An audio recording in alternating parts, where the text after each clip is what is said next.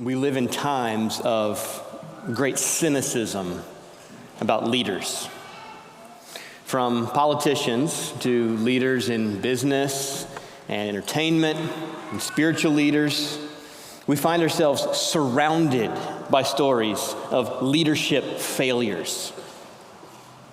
Yet, even in our growing suspicions, our closed-heartedness toward leaders, we cannot be done with the idea of leadership.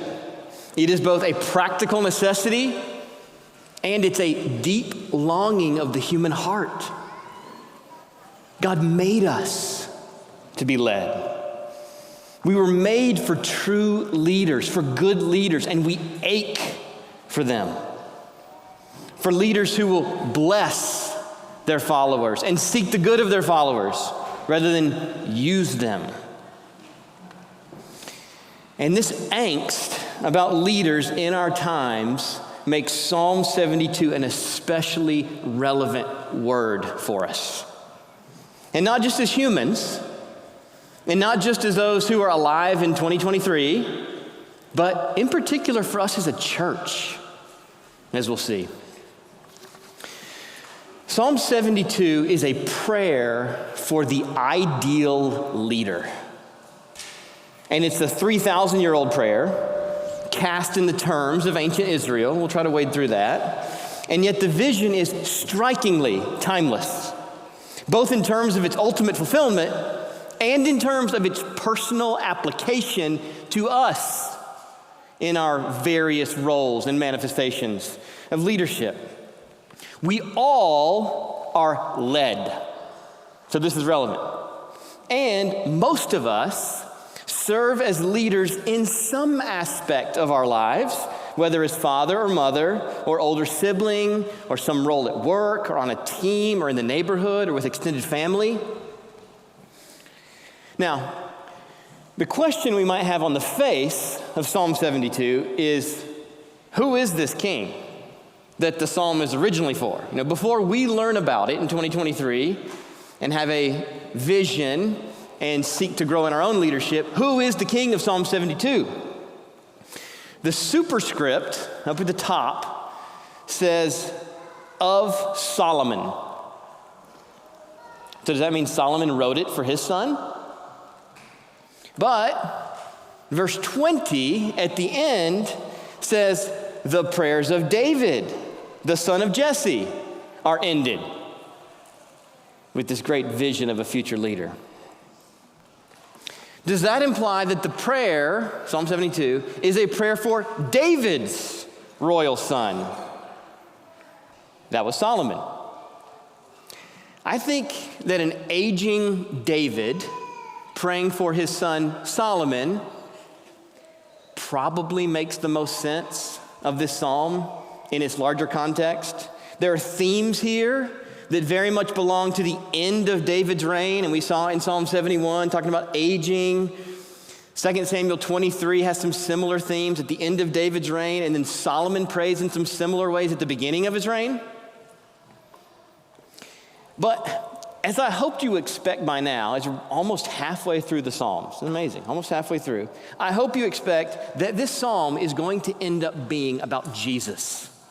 You know that by now, right?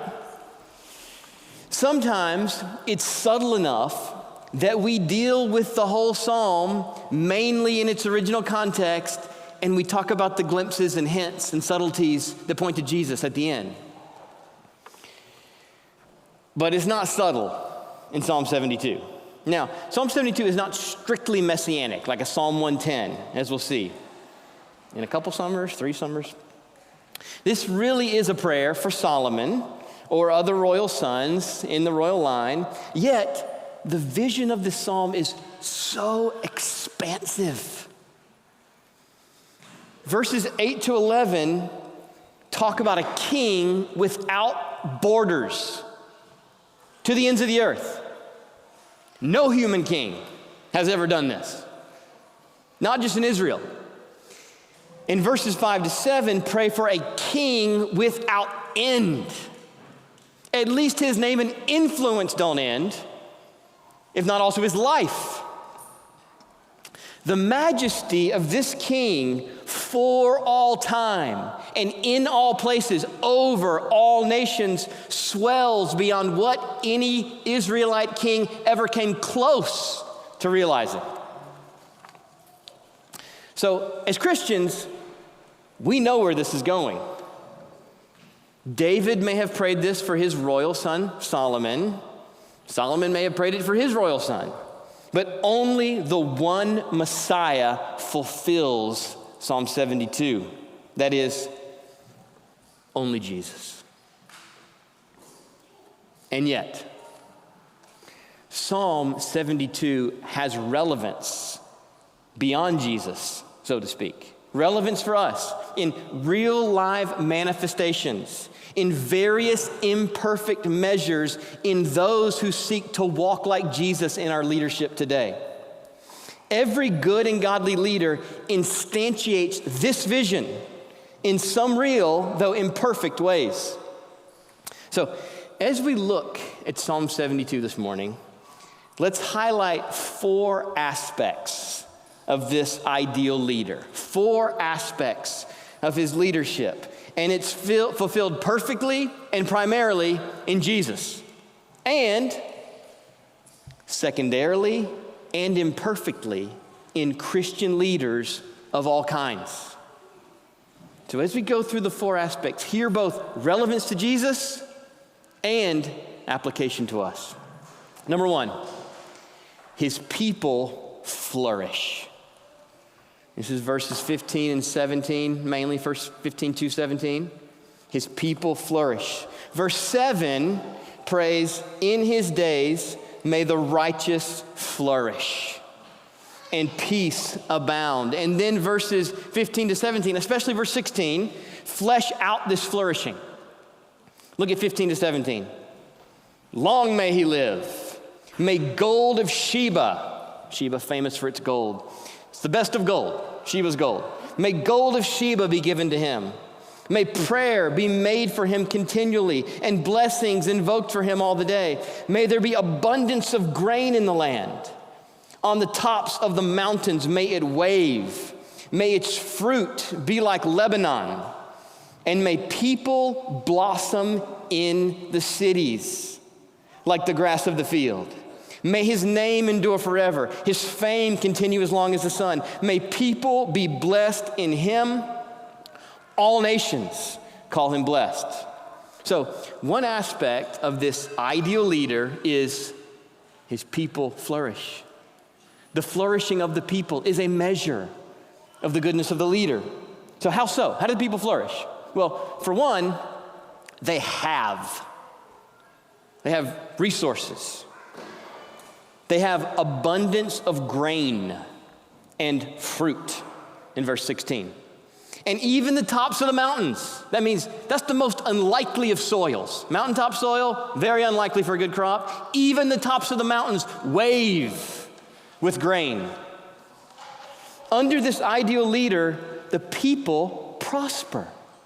He leads them in such a way that they steward what land they have, and they work it, and they harvest its produce rather than squandering the land or ruining it. But they not only have, these flourishing people give. They have gold. They must have traded their grain and fruit in its abundance for the gold of Sheba. They have gold. Verse 15, from which they give tribute to their king. And yet, mark this, they are not only a material people. Having wealth and giving wealth, but this flourishing people are a spiritual people. They pray for their king, making prayer for him continually and invoking God's blessings for him all the day.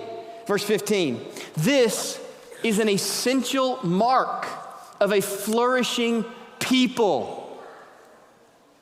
They pray. They're spiritual. Let's be this at City's Church. They acknowledge and reverence God and pray to him for their leaders and for everything else. What a spiritual act that prayer is to pause your action and motion and life in this material world, to close your eyes or bow your knees and pray for God's help. Very spiritual. And as the people pray, God answers, and their leaders prove wise and mature, and the people flourish even more, and so they multiply. They grow. A flourishing people multiply and grow. That's the end of verse 17. May people be blessed in him. All nations call him blessed. And verses 8 to 11 mention desert tribes and kings from faraway coastlands, the very ends of the earth. Now, verse 16 includes something that may sound strange to us in 2023. May people blossom in the cities like the grass of the field. And after the last 3 years, you might think, in the cities? How about in the prairies? How about on the lakes, in the country, in the small town, on the farm? Not the cities, not the Twin Cities. Get me to the Dakotas and wide open spaces. Isn't that where people blossom and flourish now?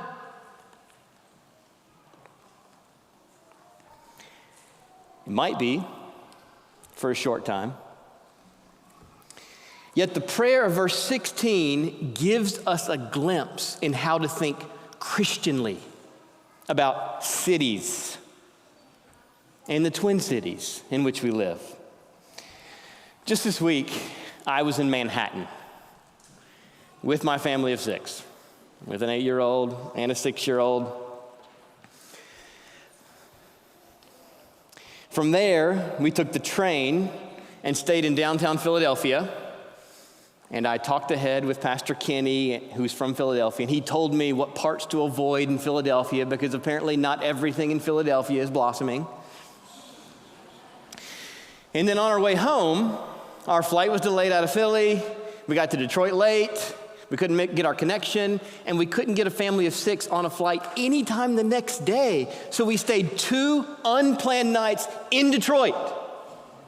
Detroit's not on my bucket list. Anybody here, Detroit? So we've been on quite the city tour in the last week and have seen the best and worst of American cities. And honestly, none of them feels especially easy for young families. And yet here in Psalm 72, in this prayer for the future, David envisions God's people blossoming in the cities. That is, with all the challenges of the densities and pressures and crowdedness, God's people blossom in the cities. We were made for cities, at least eventually. And cities themselves, in all their strengths and complexities and opportunities, are the blossoming of human civilization and industry. Cities, not prairies, are our future, both in this age and forever. The New Jerusalem is the name of a city. I can tell you from being there earlier this week, Manhattan is not becoming more rural. Neither is Minneapolis. But our world is slowly becoming more like Manhattan. The world is growing towards cities, and good cities are God's world in bloom.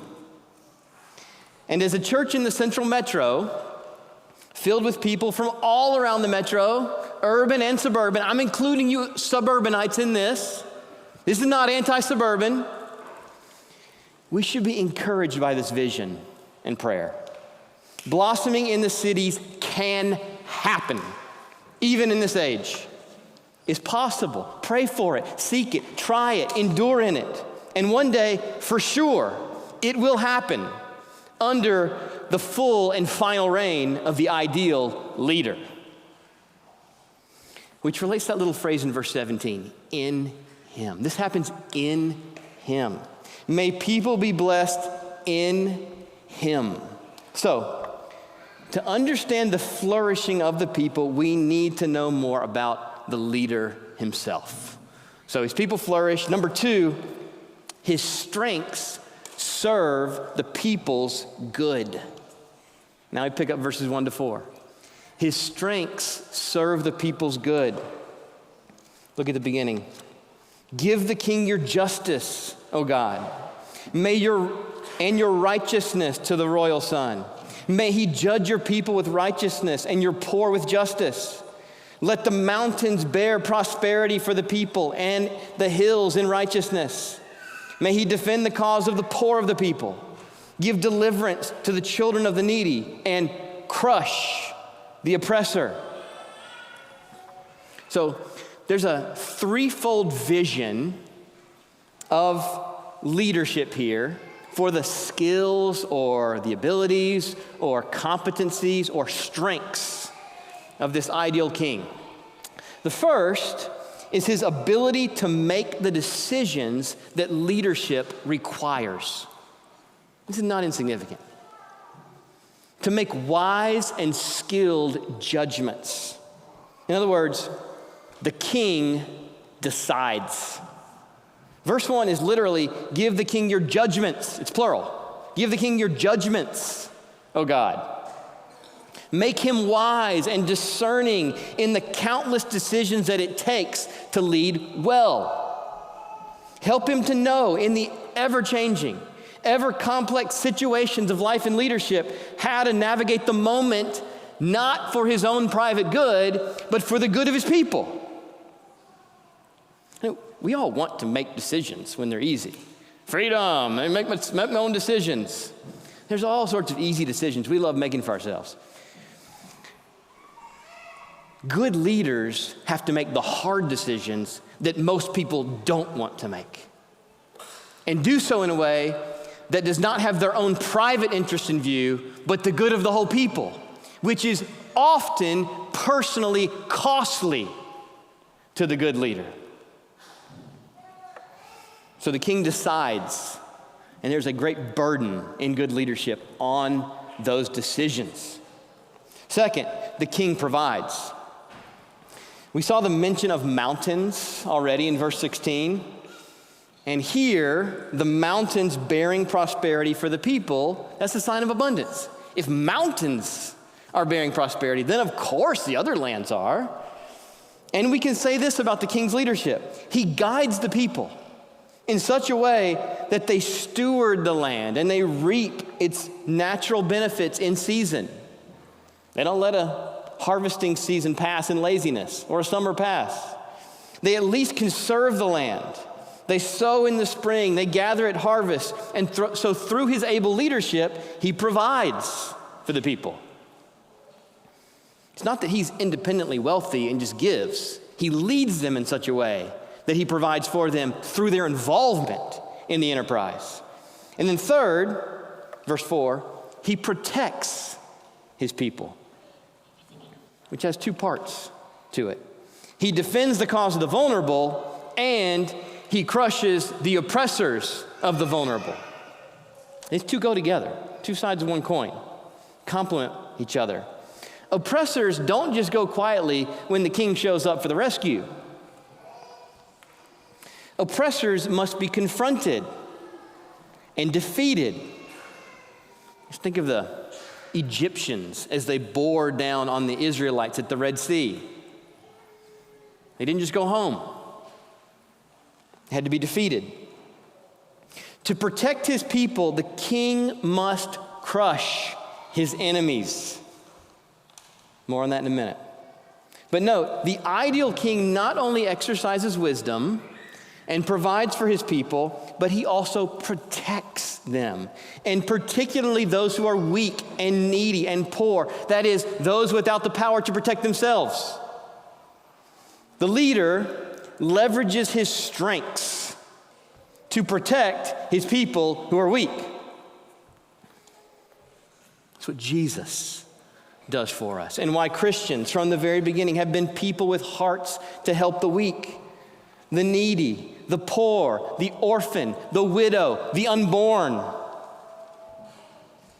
Which leads to a third aspect of this ideal leader. So the previous one is about his hands, his strengths, his abilities. Number 3 is about his heart, the open heart rather than closed heart. Number 3, his heart pities the needy. His heart pities the needy. There is a flash of his heart first in verse 6. Look at verse 6.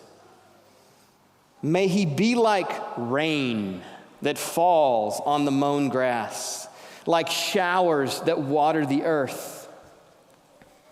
This is very similar to how David talks in his final words in 2 Samuel 23, verses 3-4. That's what he says. When one rules justly over men, ruling in the fear of God, he dawns on them like the morning light, like the sun shining forth on a cloudless morning, like rain that makes grass to sprout from the earth. Gentle rain is a very insightful picture of good leadership. Think of what rain can do to crops. A gentle rain gives life, but a driving, violent rain destroys the crops. Anybody see hail fall from the sky yesterday? At my house in Minneapolis, I think it was the biggest hail I have seen in 20 years in the Twin Cities, bigger than golf balls. Farmers were not rejoicing at the falling of such hail or at driving flood-like rains. Farmers want gentle rain. And this is what gentleness in leadership is. It is not weakness. It's not drought. Rather, it is strength applied in life-giving rather than harmful ways. Gentle leaders are not weak. Mark that in your minds. Somebody's a weak leader. He's always gentle. No, he's not. He's weak. Gentleness presupposes strength and adds the virtue of using the strength in a way that benefits the people rather than harms them, which begins in the leader's heart. That begins with an open heart, not a closed heart in the leader. So there's the glimpse in verse 6, but then 12-14 expand on this prayer. And this is very important here, verses 12-14, because these verses give the reason why this king's leadership, why his dominion extends so far to include the ends of the earth and all kings and all nations. Look at verses 12-14. For, we'll come back to that. For he delivers the needy when he calls, the poor and him who has no helper. He has pity on the weak and the needy and saves the lives of the needy. From oppression and violence he redeems their life, and precious is their blood in his sight. Now, there is only one for or because in Psalm 72 at the beginning of verse 12. And it shows verses 12-14, humanly speaking, to be the reason why this king's dominion stretches so far, why so many bow the knee to him. So, review verse 11. Verse 11, may all kings fall down before him, all nations serve him. Then verse 12, for, and what might we expect here? All nations bow down, for nobody's as strong as this king. Or, for no one's as wise and intelligent as this king. Or, for no one's as rich and wealthy as this king. And what does verse 12 say? For he delivers the needy. In other words, the ideal king wins the nations with his mercy. He may conquer hostile forces with force, but he does not win worshipers with the sword. He wins worship with his stunning mercy.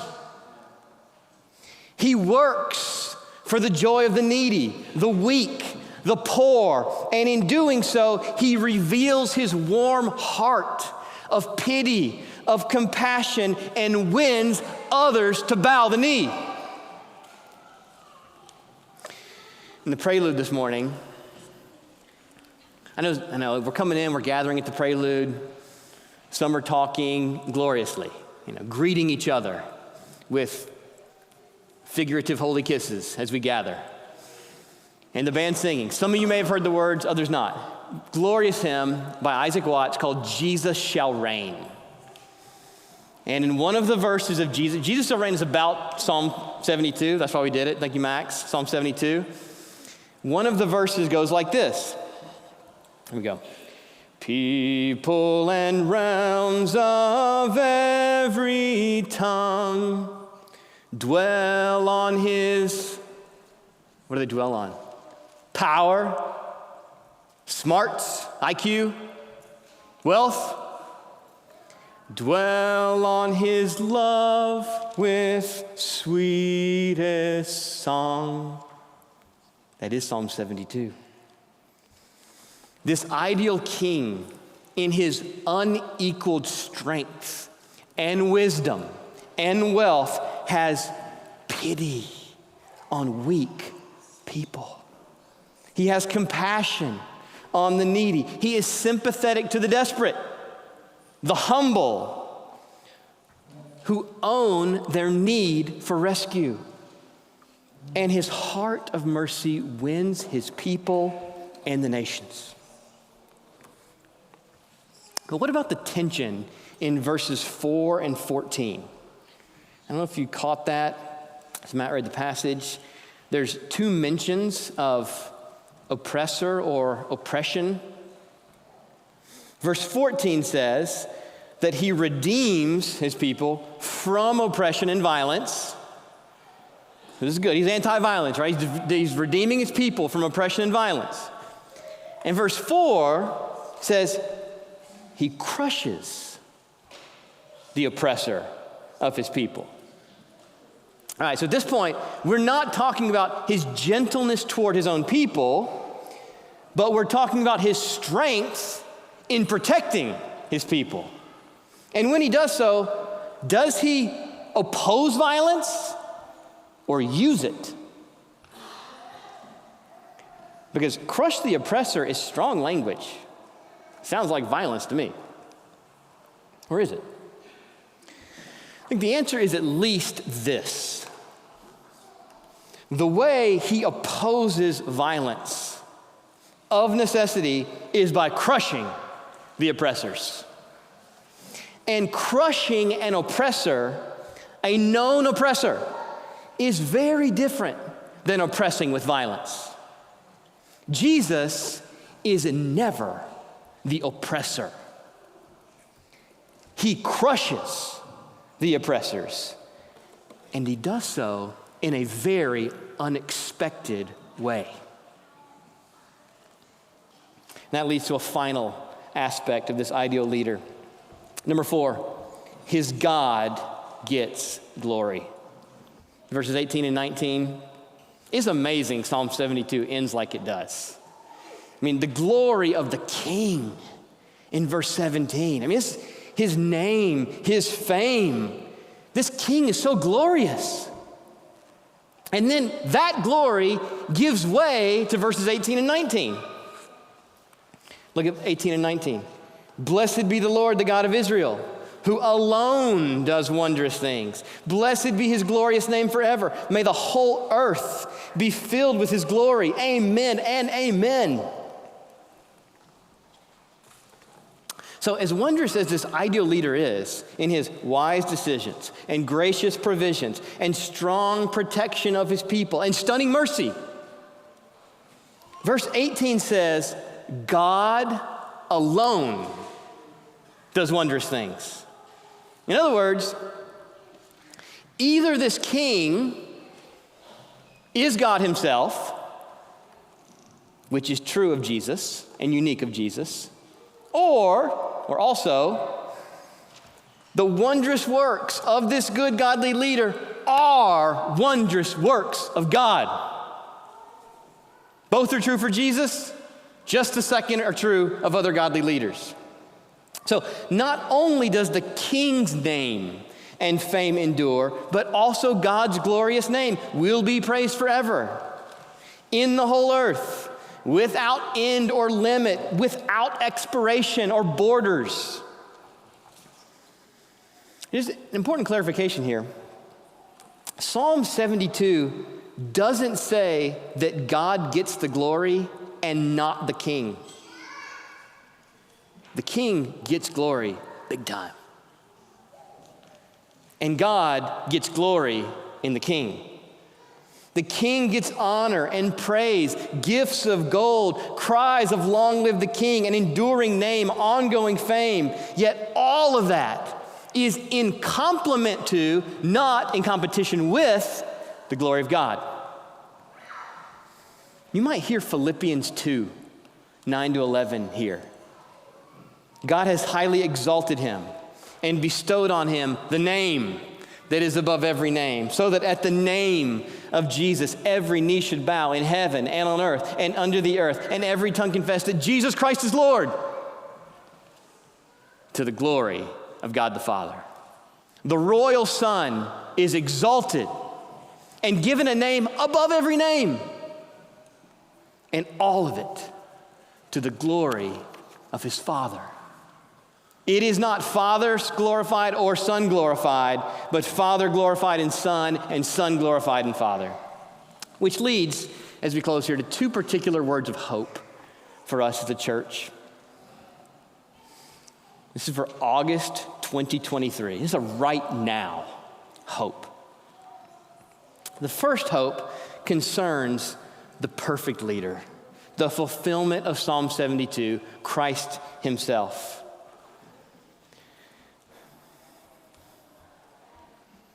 Brothers and sisters, as we sang, he is reigning right now. He died. He rose. He ascended. He took his seat at his Father's right hand. He is alive, and we have him now. We have the leader of Psalm 72, the leader we long for, the leader this psalm anticipated and prayed for. We have him now. The great leader has come his first time and will come again. And he's on his throne, and he sent his Spirit. And even now, he has spoken, and he still speaks. He builds his church. He decides with wisdom. He guides us, he leads us, and he will justly judge and right every wrong. As Christians, we have the ideal leader that our soul longs for. And we can be so quick to forget it.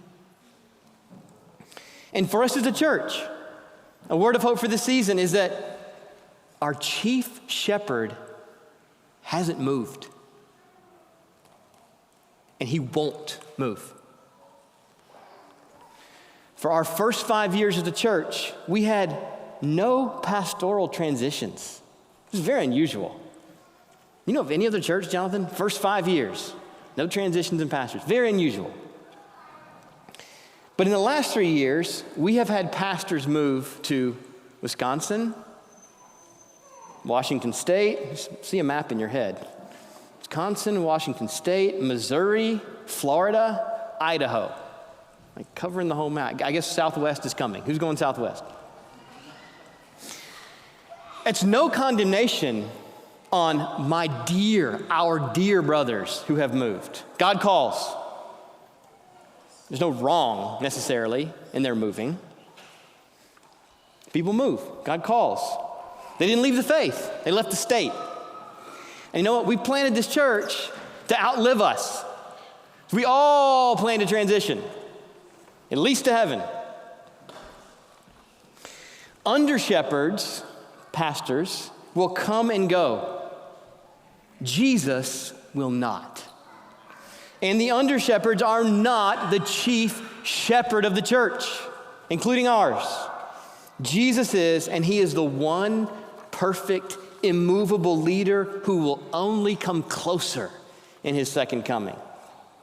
Second word of hope concerns your imperfect leaders who remain and your own imperfections in your various callings of leadership. This is such good news. The chief shepherd changes us as part of his rescue of the weak and needy. We are all among the weak and needy. The only question is whether we acknowledge it and own it. And the chief shepherd brings this vision of Psalm 72 to life in real measures in leaders today. So pray for it and expect it of your pastors. We want you to hold us accountable to this. We want to be more like this. We don't do this perfectly, but want to grow in it. And pray it for yourself and seek to be it in your various callings of leadership. The chief shepherd changes people. No matter what they say, change is possible. Don't give up on others or on yourself for needed change. And in your leadership disappointments with yourself, like we have as pastors, and with other leaders, look through and beyond to the true leader. Because in him, in Jesus, we remember that, and we admit that we are not the ideal leader, and we can repent like it. And in Jesus, we not only admit that we're not him, but we even take joy in admitting it, because he's the kind of leader who has pity on the needy, an open heart of mercy. He came to call sinners, not the righteous. So whether father or mother, executive or manager, block leader, team captain, pastor or deacon, we can lay aside the pretense of perfection in our leadership. We can own our neediness, our weakness, our failures, not to mope about them or wallow in them, but to know the strength and mercy of our King. He is good, he is generous, he is compassionate, and he is open-hearted. And so we come to the table. Along with blossoming in the cities, verse 16 mentions abundance of grain and fruit. See that? Grain and fruit. What do you do with grain and fruit? Well, some fruit, you might just eat it as is. But other fruit, you might make wine. And with grain, you might make bread. Not only does the ideal leader exercise wisdom and provide for his people and protect his people, but it is only through his self-giving at the cross that he provides like that for us. He shed his own blood to show the preciousness of the life of the needy, weak, poor. His providing an abundance of grain and fruit, including the bread and cup of this table, is not cheap, but it is costly at the price of his own blood. And in that very moment, here's the end of the oppressor question. In that very moment, when he decisively crushed Satan at the cross, he showed his people mercy. The cross is the supreme manifestation of his regal mercy. It is the place where the king triumphs and the ground of all the other kings and nations falling before him. And his cross purchases not only pardon for his people, but are blossoming even in cities.